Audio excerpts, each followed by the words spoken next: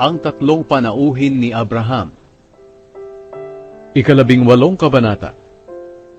Nagpakita ang Panginoon kay Abraham nang nakatira pa siya malapit sa malalaking puno ni Mamre. Mainit ang araw noon, at si Abraham ay nakaupo sa pintuan ng kanyang tolda. Habang nagmamasid siya, may nakita siyang tatlong lalaki na nakatayo sa di kalayuan. Tumayo siya agad at dali-daling sumalubong sa kanila. Yumukod siya sa kanila bilang paggalang. At sinabi, "Panginoon, kung maaari, dumaan po muna kayo rito sa amin.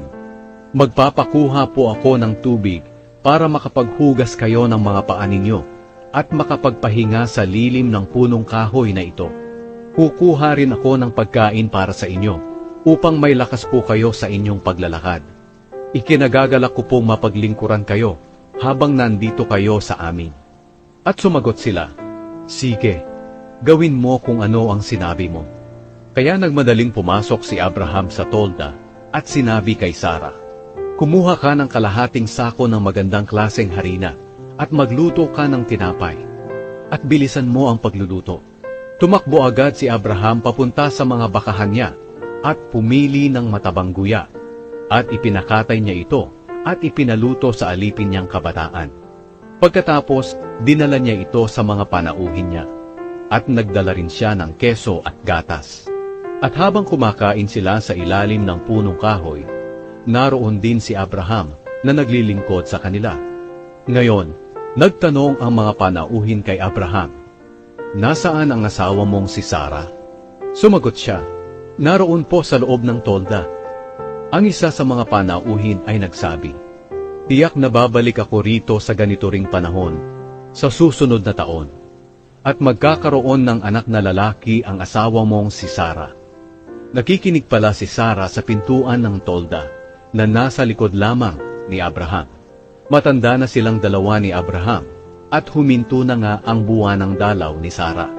Tumawa si Sarah sa kanyang sarili, at nag-isip-isip, "Sa katandaan kong ito, masisiyahan pa ba akong sumipig sa asawa ko, na matanda na rin, para magkaanak kami?"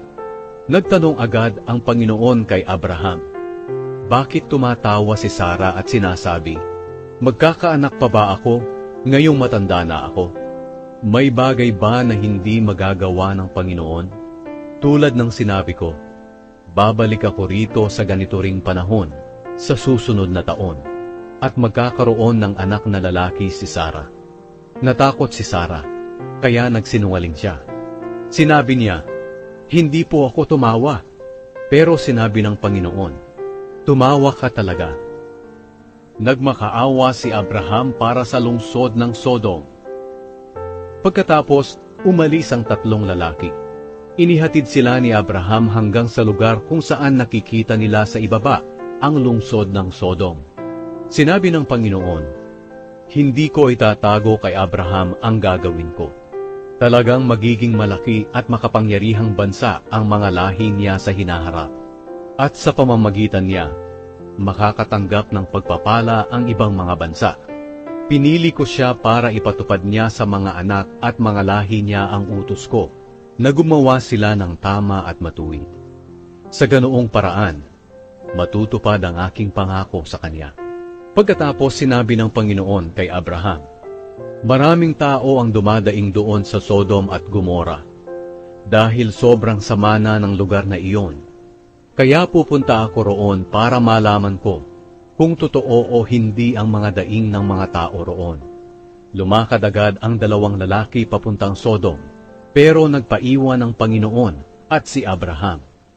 Lumapit si Abraham sa Panginoon at nagtanong, "Lilipulin niyo po ba ang mga matuwid kasama ng mga makasalanan? Kung mayroon po kayang 50 matuwid sa lungsod na iyan, lilipulin niyo pa rin po ba ang buong lungsod? Hindi niyo po ba kahahabagan ang lungsod dahil sa 50 taong matuwid? Hindi po kapanipaniwala na lilipulin ninyo ang mga matuwid kasama ng mga makasalanan. Hindi po maaaring pare-pareho ang pakikitungo niyo sa kanila. Kayo po na humahatol sa buong mundo. Hindi po ba't dapat gawin ninyo kung ano ang tama?" Sumagot ang Panginoon, "Kung may makita akong 50 matuwid sa Sodom, hindi ko lilipulin ang buong lungsod, alang-alang sa kanila. Muling nagsalita si Abraham, O Panginoon, patawarin niyo po akong naglakas loob na makipag-usap sa inyo. Tao lang po ako, at wala akong katuwiran na magsabi nito sa inyo. Pero kung meron po kayang 45 matuwid, lilipulin niyo pa rin ba ang buong lungsod dahil kulang po ito ng 5? Sumagot ang Panginoon, Kung may makita akong 45 matuwid, hindi ko lilipulin ang lungsod. Muling nagsalita si Abraham, Kung 40 lang po kaya ang matuwid, sumagot ang Panginoon, hindi ko lilipulin ang lungsod, alang-alang lamang sa 40 matuwid. Muling nagsalita si Abraham, Huwag po sana kayong magalit sa aking Panginoon, dahil magtatanong pa po ako, Ano po kaya kung may 30 lang na taong matuwid? Sumagot ang Panginoon, Hindi ko pa rin lilipulin ang lungsod, kung may makita akong 30 tao na matuwid. Muling nagsalita si Abraham, Panginoon, patawarin niyo po ako sa paglalakas loob ko na pakikipag-usap sa inyo.